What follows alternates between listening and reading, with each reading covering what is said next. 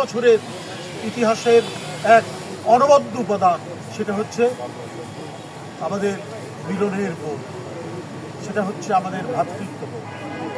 এই ধারাতেই আমাদের সাহিত্য গড়ে উঠেছে, সাহিত্যের মধ্যেই সেই বাণী উঠেছে।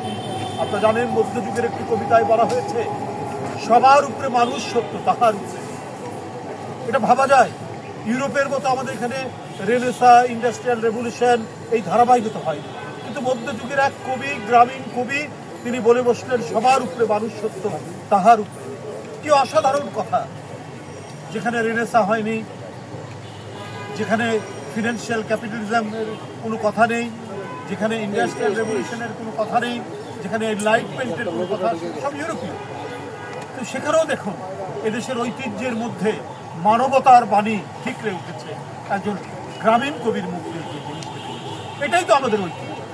এখানে একমাত্রিকতা নেই, এখানে বিভাজন নেই, এখানে বিচ্ছিন্নতা নেই। আমরা সবাই একই ধ্যানের বিরাট। আমরা কেউ চকমকি পাথর, কেউ বিভিন্ন পাথর আমরা হতে পারি, কিন্তু আমরা একই প্ল্যাটফর্মের মোজাইক হিসাবে আমরা পরস্পরের সাথে জমাট বাঁধি। তাই বন্ধুরা আমার, আমরা 5ই আগস্টের পর যে মুক্ত বাতাবরণ তৈরি হয়েছে, যে মুক্ত পরিবেশ তৈরি হয়েছে, যে স্বস্তি এবং শান্তিদায়ক যে পরিবেশের মধ্যে আমরা প্রাণবন্ত গণতন্ত্রকে পাওয়ার জন্য আমরা এখন অপেক্ষা করছি। আমরা বলছি যে প্রয়োজনীয় সংস্কার সম্পন্ন করে তাড়াতাড়ি অবাধ এবং সুষ্ঠু নির্বাচনের আপনারা ব্যবস্থা করবেন। অন্তর্বর্তীকালীন সরকারের কাছে এটা বারবার আমরা আহ্বান জানিয়েছি, আমরা দাবি করেছি।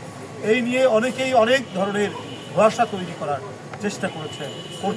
আমার মনে হয় অন্তর্বর্তীকালীন সরকার সেই সবে কান না দিয়ে অতি দ্রুত, যার প্রতীক্ষা দীর্ঘদিনে, যে দাবি করতে গিয়ে ইলিয়াস আলী নেই আমাদের কাছ থেকে, চৌধুরী আলম নেই, সাইফুল ইসলাম হিরু নেই, সুমন নেই, জাকির নেই, অসংখ্য নাটক কর্মী আমাদের নেই, শুধু অবাধ সুষ্ঠু নির্বাচন নিশ্চিত করার এই দাবি নিয়ে গণতন্ত্রের অন্যান্য যে উপাদানগুলি সেটি প্রতিষ্ঠা করা, আমাদের মাঝ থেকে মানবিক সাম্য, আমাদের মাঝে ন্যায় বিচার, মানুষের শেষ আশ্রয়, এটা শেখ হাসিনা একেবারে উচ্ছেদ করেছে। ন্যায় বিচার মানে হাসিনার বিচার, আদালত মানে হচ্ছে আওয়ামী লীগের একটি কার্যালয়, এইটা প্রতিষ্ঠা করেছে। এখন সেই জায়গা থেকে আমাদের ফিরে আসা, আমরা শিল্প সংস্কৃতির চর্চা সেখানেই সমৃদ্ধশালী হবে, যেখানে গণতান্ত্রিক পরিবেশ থাকবে, যেখানে কেউ আগুন দিয়ে কিছু করাবে না, যেখানে সবাই নির্মাণ করবে তাদের যে শৈলী, সে শৈলীর বহিঃপ্রকাশ, এই ম্যানিফেস্টেশন আমাদের সংস্কৃতির অঙ্গ। সুতরাং আমরা মনে করি যে প্রয়োজনীয় সংস্কার, সংস্কার করতে হবে, কিন্তু সংস্কার তো চিরস্থায়ী বন্দোবস্ত নয়, পার্মানেন্ট সেটেলমেন্ট অ্যাক্ট নয়, সংস্কার চলমান। এখন যতটুকু করা যায় হবে।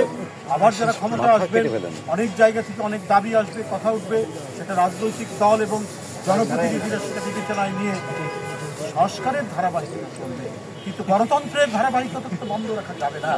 গণতন্ত্রের ধারাবাহিকতাকেও অক্ষুণ্ণ রাখতে হবে। আমরা এই সব কিছু নিয়েই আমরা একই ধ্যানের মিনাল। এখানে যারা উপস্থিত হয়েছে, আমাদের শিক্ষকবৃন্দ, আমাদের এখানে যারা ছাত্ররা আছেন, বা অন্যান্য রাজনৈতিক দল যারা আছেন, তারা গণতন্ত্রের জন্য লড়াই করেছে। আমরা আমাদের বিভিন্ন মত পার্থক্য থাকবে, আমরা একে অপরের অনেক সমালোচনা করব, কিন্তু ফ্যাসিবাদের প্রকাশ করবে না। কারো মত প্রকাশের জন্য সেই ভলটিয়ারের উদ্ধৃতি দেই, আমি তোমার সাথে